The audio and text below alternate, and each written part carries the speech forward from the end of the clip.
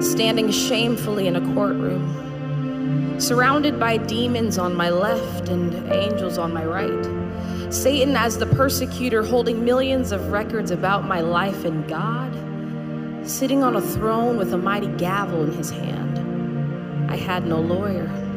Placed on trial for things such as lying, stealing, and fornication. For this was the beginning of my tribulation, for there was no reason to plead an innocent statement, for all the evidence was sitting right there with Satan.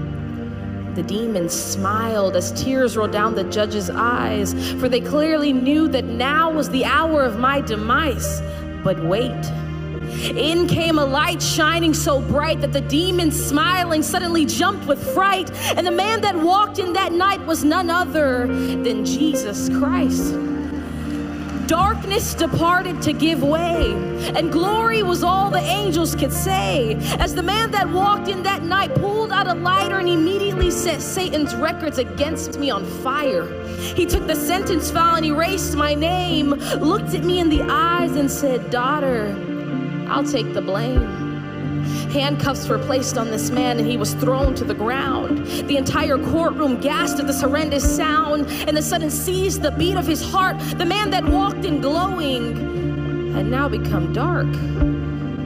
I did this to him. My lying, my stealing, my cheating, and he took the pain and spent 3 days in the hell that I was to go to for eternity.